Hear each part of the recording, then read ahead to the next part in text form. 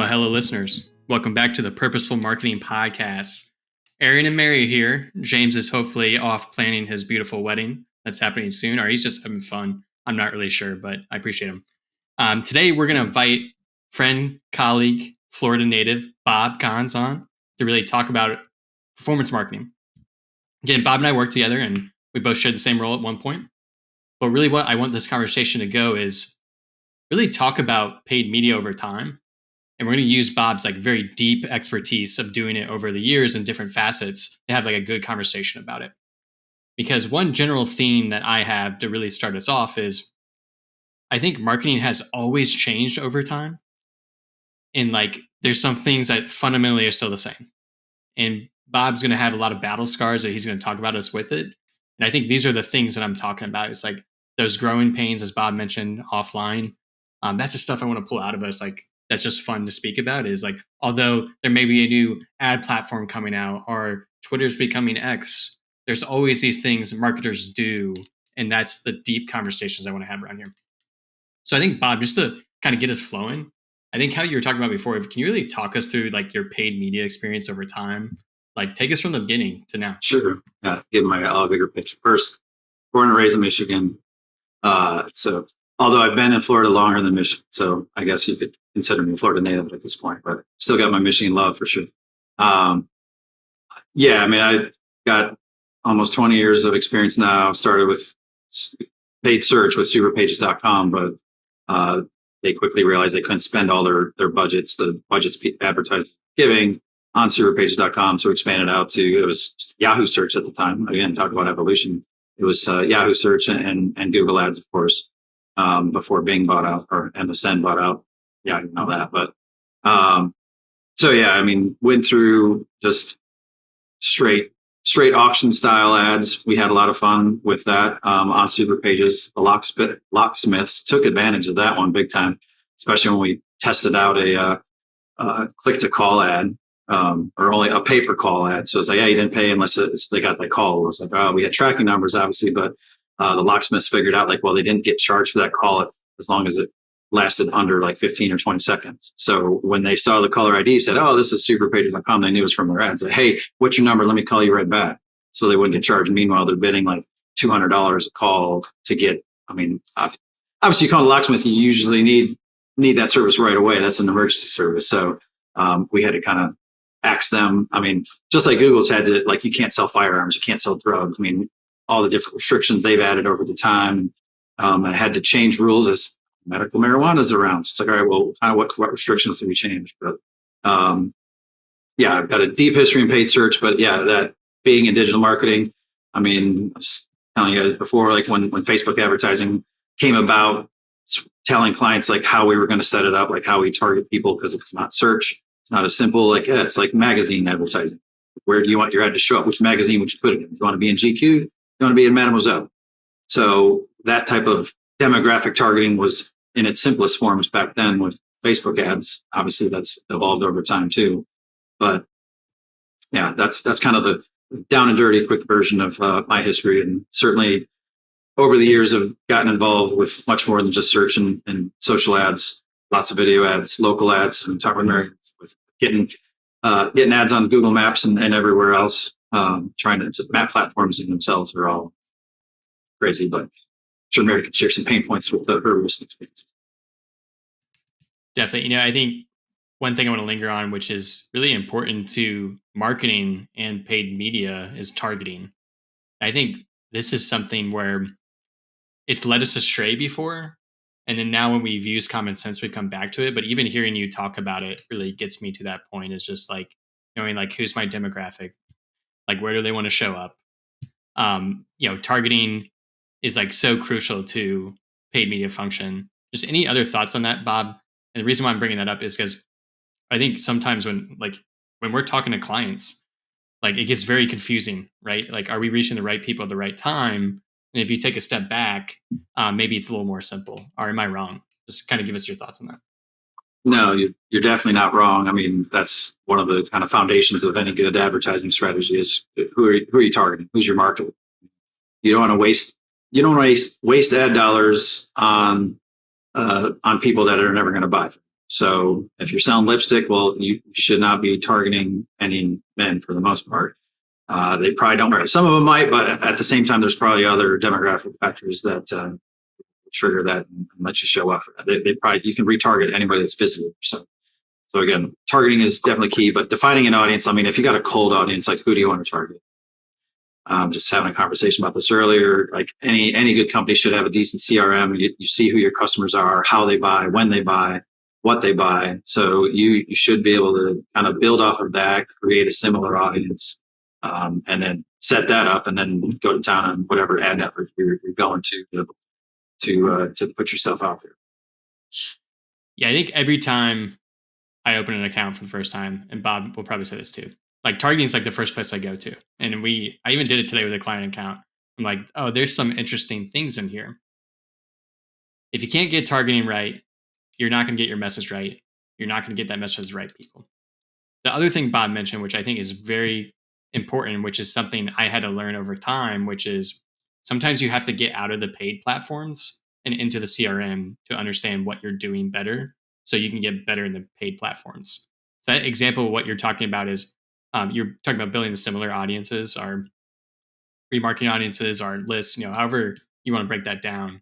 You want to give some spiel on that as well as like, why does the CRM matter to you as a performance marketer? Like, how does it make you better?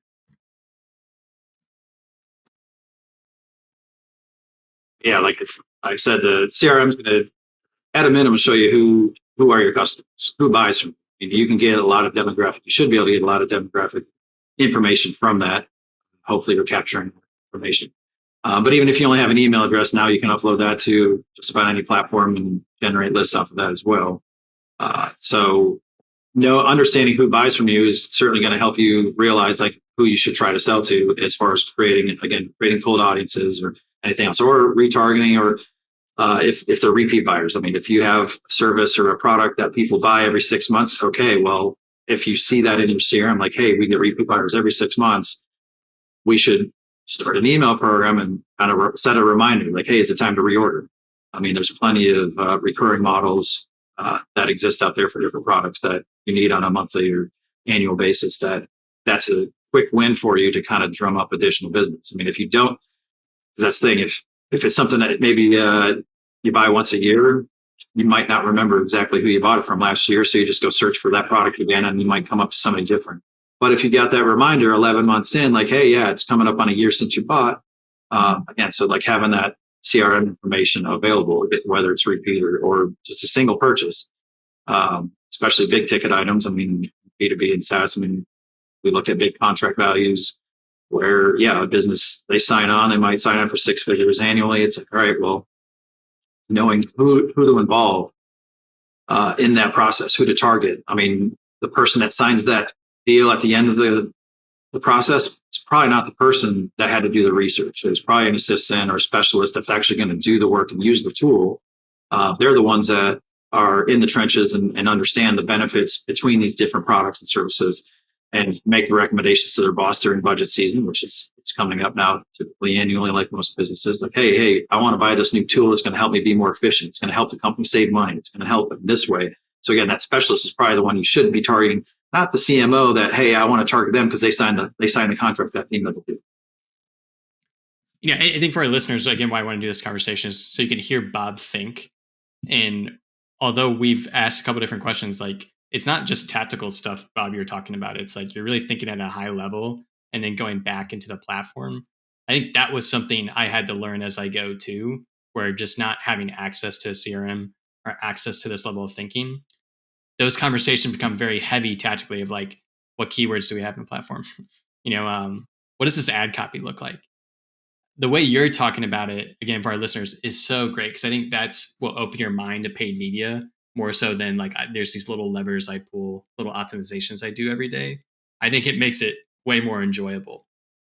One other question I want to ask you, just to like get your take, is how often have you been asked over time, like, come up with a budget, give me a budget reco, like even for like platforms that you've never done it before? Like, is that something that was a pain point for you, or just talk us through that? Not really a pain point, but yeah, it's certainly been asked hundreds, if not thousands of times. Like, hey, give me a budget for this. I mean, paid search is one thing. There's plenty of tools out there to get a good estimate based off of again, where's your audience? What geo are they in? What geo are you targeting? What keywords you're targeting? And all of that. So you can get some decent, at least a ballpark figure to get started. Always throw that in like, hey, this should get us where we want to be, but there's usually going to be room for growth.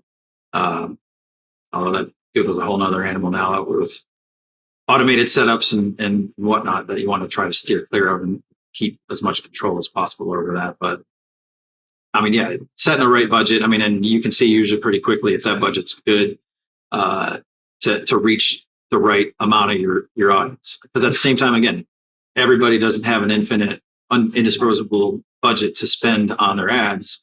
So if you're limited, you're trying to target your pick on B2B SaaS, it's an easy punching bag in.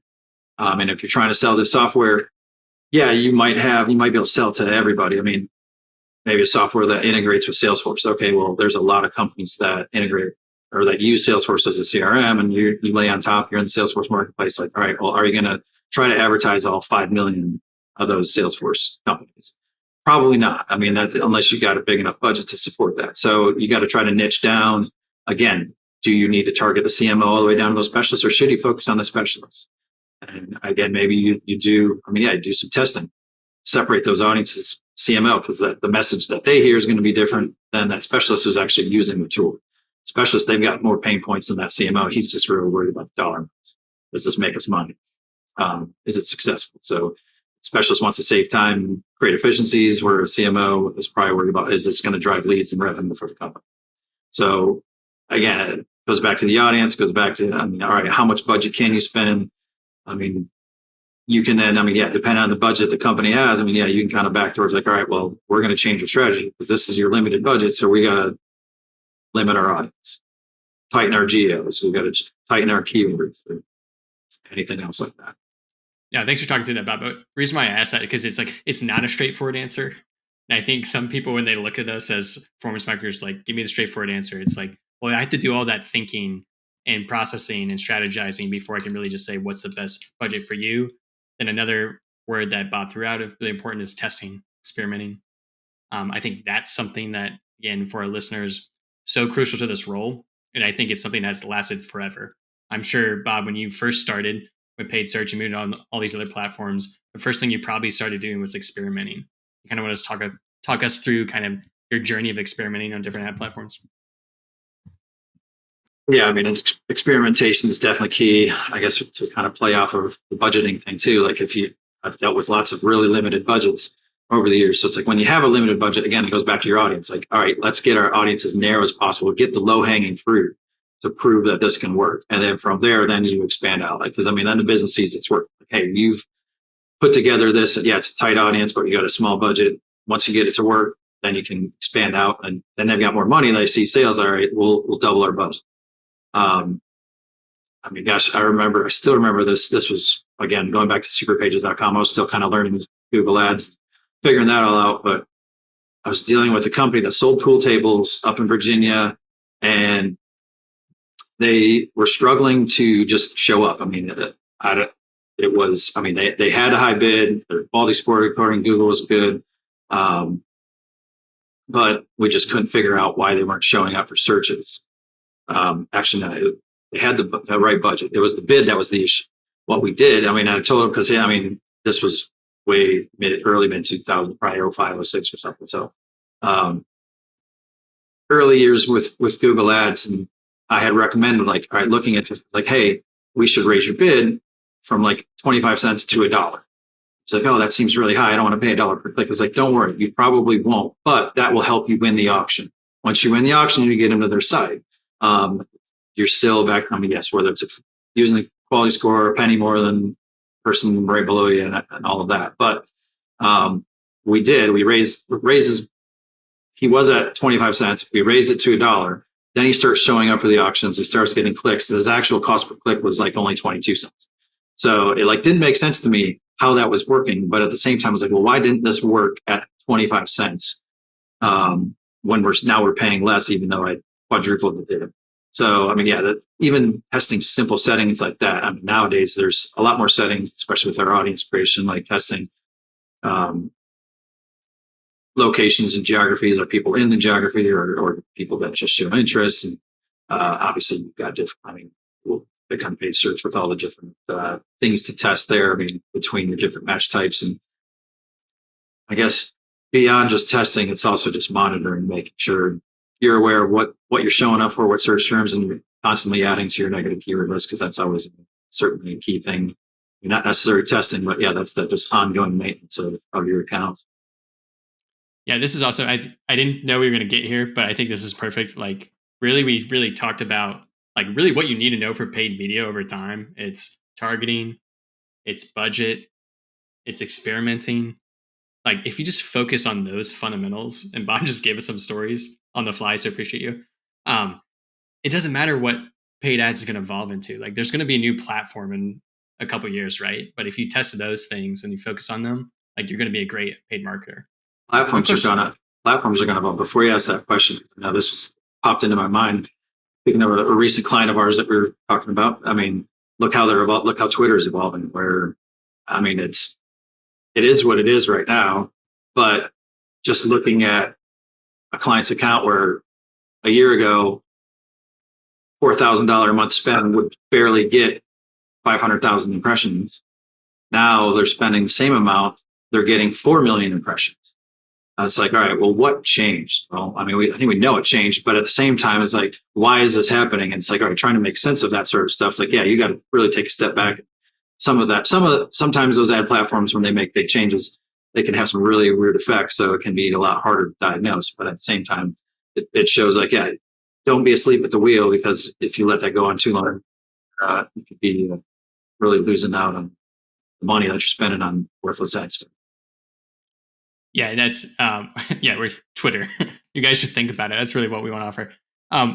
One thought I had to that, because a question I was going to ask you is there any like other type of ad platforms or big ad initiatives that change over time? The one I'm thinking of is when I started doing paid media, it's like everyone was doing display advertising. Like, if you weren't doing display advertising, you were doing it wrong. Any other ones you can think through that, or like anything about display advertising? Was that something you did a lot at one time? Not too much. I mean, I definitely, I was in college when the .com bubble burst. So that was, that was plenty of click here and free, all that stuff, which is why that bubble burst. But yeah, display advertising, it's going to be around. I mean, actually, God, I was looking that up. I mean, it really became a thing when Google introduced AdSense, because then your website, you could put ads on your website and make money. I mean, it might not be a lot, but if you get 1 million visitors a month, and I mean, all those impressions for those ads, I mean, that could help pay some small bills for a business, and at least maybe your electric bill or something, or at least pay for the website. So yeah, I mean, obviously display ads have a place for that, especially small businesses or other places. Now, I mean, it's certainly evolved to much more contextual display advertising, especially on news sites and all that, has taken over. And basically, I'll just clickbait headlines to get you to go buy weight loss pills or something else. But display advertising certainly has its place. I mean, just a main call is certainly retargeting ads. If you know somebody has been to your site, they've shown some interest, there's certainly ways that you can kind of slice up that audience depending on how they use your site, to show them ads, bring them back and make a purchase, or get them there. I mean, certainly for e-commerce, probably where majority of your display is still being spent, because you can get that quick action from that. And that's that kind of last click attribution that always closes the deal and gets a sale. But I mean, display ads, I mean, you could say social ads are a bit of a display ad in a sense, but social ads have certainly evolved now to be much more with video and different types of formats. But Mary, do you run social ads in your program? Yeah, we run LinkedIn, Facebook, and then we just started doing Instagram. Okay, so that again gets to a point of the theme here. Is like some things change over time, some don't. It's like what we really mean by display ad is like you're just getting this creative in front of the right person at the right time. And I would agree with what you said, Bob. Is like paid social is really just taking that place. So essentially, we are still doing it. It's just we have a better platform, a better way of targeting to do it, and that's through paid social, probably for most of us on LinkedIn. One other question I want to ask you, Mary, is did you teach yourself Google Ads? Like, before you got to Gorilla, were you using Google Ads? I couldn't remember that. No. Okay. Yeah. Okay. Did you have any ad experience before then? I did LinkedIn ads before that. Okay. Like the really typical boosted posts, like webinar promos. So nothing like demand gen focused that we do now. But yeah, I had experience in the channel. Cool. Because probably the final question of this kind of format, Bob, for you is like, how often did you have to teach yourself something, Bob? I asked that again. I mean, that's never ending learning because there's always something changing. Yeah, I think that's a great, straightforward answer. I noticed like I've been on the Reddit marketing thread a little bit now just to hear people's problems. Hopefully I can solve them. I think one of them is like, man, like, how do I learn this paid media? How do I do this? Like, how do I get experience doing this? The answer is like, you learn on the fly. Like, that's how I learned paid media. I know, Mary, you and I have helped each other. Bob, I'm learning from you. Like, we're just testing and learning on the fly. So if you're listening to this program, again, Bob has a ton of years of experience, but every day was constant learning, and that probably never changes. The PPC sub on Reddit, that's another good one. Lots of people complaining about Google there. I live with the complaints. I don't know why. Oh my gosh. Have them too. Yeah, there's a Facebook ads Reddit thread that I follow too. So good. Like just people complaining about Facebook ads all day. So good. So for this next segment, I want to pull you in, Mary, a little more, and kind of the proposition is you're a head of marketing for your SaaS. You don't have a performance marketing function.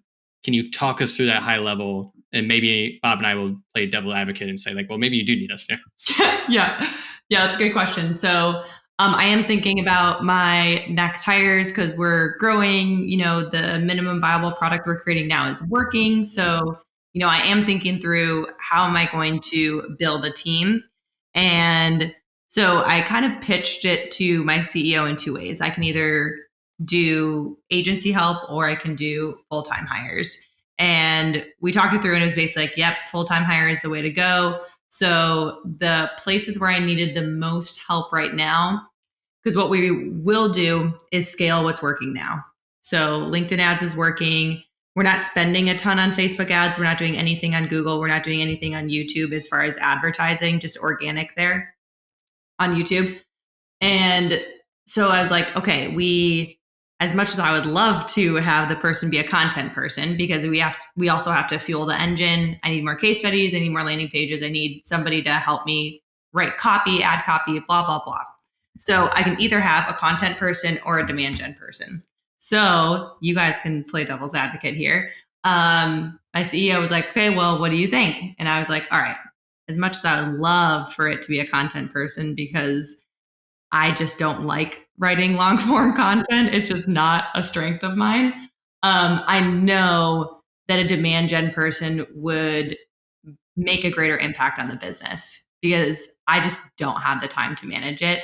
And somebody who manages it more regularly will be able to surface better insights than I can probably surface. Like, I know enough to be dangerous and I know what good is and I know what great is. I'm good at demand gen and I know what it means to be great at demand gen. So Bob, I'll give you the floor. Just argument, like, would you say, yeah, you need a demand gen hire first? Of course. No, I mean, it makes sense. I mean, I guess you look at the evolving landscape of content marketing, not to say you're just going to go to ChatGPT and go make some long form content. I wouldn't recommend it. I'm sure you played around with it, but I mean, it can certainly help. There's tools out there that can get ideas flowing and get things built out. And the long form content is a game that, I mean, you can be good at and still get good results. Now, yeah, but to your point, the demand gen, like you want to take your good results to great. So yeah, making that good hire should certainly help you get there. Yeah, and I think that's a great answer. One thing I wanted to add that will make it easier on Bob and I if we were the demand gen hire is if you have a really strong GTM motion and strategy, you have a really strong narrative, it'd be helpful if you have some content. I know we're just talking about we don't want to make long form content, but those three things like can make us move so quickly.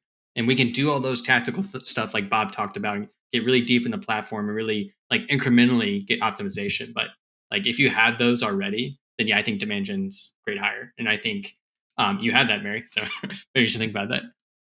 Yeah, I agree with you guys. So that'll be fun once I'm allowed to finally pull the switch, post on LinkedIn. Yeah, I'm sure you get a lot of demand for that. We're promoting now on Purposeful Marketing Podcast. Mary has a position open. Yep, start sending me your DMs now. Bob, one other question for you is, do you think the role of creative has changed over time and kind of the expectation of what a paid media person needs to do? I know you and I have had talks about this, but I kind of feel like now you have to be really good at paid media and all the tactical stuff, and you also have to be good at like creative too. Do you feel that same way? Yeah, I mean, in the paid media perspective, whether you're doing the creatives or just tactical side, uploading it, setting up the campaigns and all that, I mean, you got to have that good eye for what you think will work or what isn't going to work. I mean, like at a previous job I had, it was our video and our content guy who do all the photos and everything else, and he paid to not see ads, especially on YouTube and all that. I was like, why? Like, don't you want to get inspiration about like companies that are doing great ads, or see companies that are, that video is horrible, or that image is just crap. Like whether I'm a weirdo like that, like I want to see ads because I want to see what everybody else is doing and take inspiration from that. So to your point, like having that eye for a good ad versus a bad ad. I mean, gosh, going back, I'll name drop somebody, Aaron Goldman. He's with, I forgot what he was with back then. This was again 20 years ago. I followed him.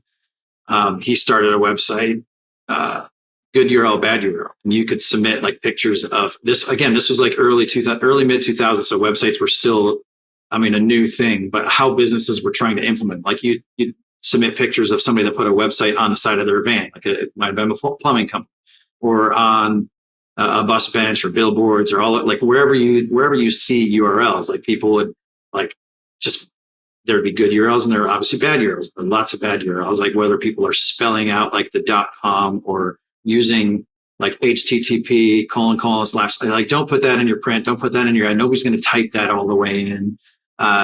Just all sorts of really weird things that you'd see from that in display ads, trying to drive people to your website. It was kind of that mix of the early internet age of how people were trying to get business to it. So display, certainly you don't need to be an expert, but you should understand what good is and everything else. Side note on this too, like this is where there's mix, and should your ad designers be your web designers, or how they intermix? Because like I know like there's some people that are great with building websites, but that's the other problem too. I've had recently at 3 different companies that I've worked with where they made some updates to their website, but then this is an ops thing, marketing ops. So they make an update to the website and they drop Google Tag Manager off of the update. So now you lose everything.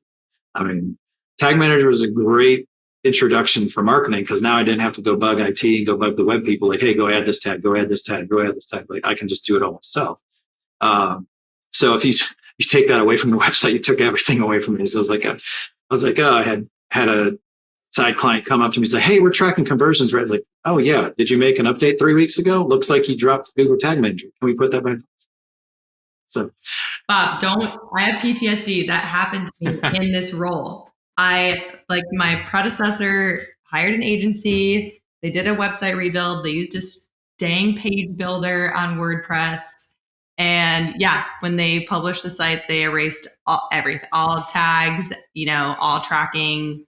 And shockingly, we were not tracking conversions for some reason. So especially if you outsource your web design, make sure you're checking that. Yeah, that's a life lesson for you. Before we wrap up here, Mary, do you have any other paid media performance questions? Free consulting right now. Yeah, I know. This is awesome. Oh, okay. I have a good one. So you're me, right? You're head of marketing and you are looking for a director of demand gen. You have a go-to-market motion that's working now. We are not doing any demand capture. So we're not doing any Google ads or like lead gen magnets, anything like that. Do you look for somebody then who's stronger on the paid social side than the paid search side? Or do you look for that more well-rounded person so you can like expand out into other channels? Bob? Oh, you're muted. Perfect question. But yeah, we're going to go full circle here back to the CRM.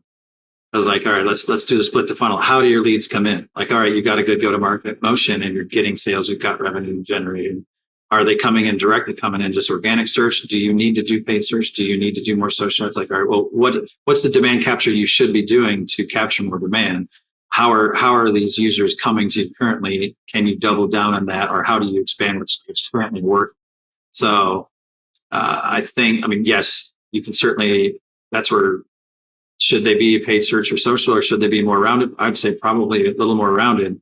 I'd say paid search is easy, but I guess for somebody who's done it for 20 years, it can be easy to. I think it's a good answer, but I would kind of agree with that. I think if you asked me this 5 years ago, I would say, yeah, you want someone who like has some paid search chops. But I also would say any paid media person worth their salt who's like maybe more paid search focused, like they can do paid social. They have like the thinking and methodology down to do it. Maybe they just don't have the creative chops. So maybe that's where you can come in and help them if that's your strength and weakness. Mary's like, okay, I can do the creative. I just really need you to be someone who's really good at the targeting, the optimization on those technical things that I'm not good at. I think that's a good question. Nice. Thanks, guys. Thanks for the free consulting. Cool. We've sold you. We have a new consulting company now. Cool. Okay, listeners, I really appreciate you. I think why I want to bring Bob on too is because we're floating. Bob, maybe you do a State of the Media podcast where you can talk about all these kind of paid media updates, this technology, all these changing things, and give your pulse on it. You still thinking about that? Oh, yeah. I mean, I can't plug it yet. I mean, I'm still in the infancy stages. Actually, no, it's inspired by a YouTube channel called Deep Inside the Music, where they isolate tracks and you get just the vocals or just guitar or drums. So yeah, obviously, as see here, I can go deep inside the metrics, deep inside the media. So yeah, it could be coming soon if I get that vetted out. Love it. So that's a baby plug there. I do think there is an appetite for these new things that come out. You know, GA4 is out, Twitter's changing. I know for me in my career, I don't always have time to deep dive into those, but I would look for experts like you and friends like you who could tell me about it. So I think that's a great forum for that. I hope you get that launched. Maybe by the time this episode's launched, you're moving on it. For everyone else, we're taking guests. Best way to reach me is DMing me. It has happened. We have like 6 or 7 guests lined up next couple of months here. So excited for that. We wanted more tactical content. So I'm bringing people on like Bob. So Mary, James, and I can ask them selfishly ourselves, like, please teach us some tactics. But also we can bring them to kind of our greater questioning that we love to do, asking the why and getting those big picture and extracting that out of them. So if you like that, come on the show. If not, listen to this podcast. I would appreciate that. You can give us a review. It's on Spotify, it's on YouTube, it's on all those things. I'm rambling at this point, so I really just want you to enjoy your day and have a good one. Thank you, listeners. Thanks for having me.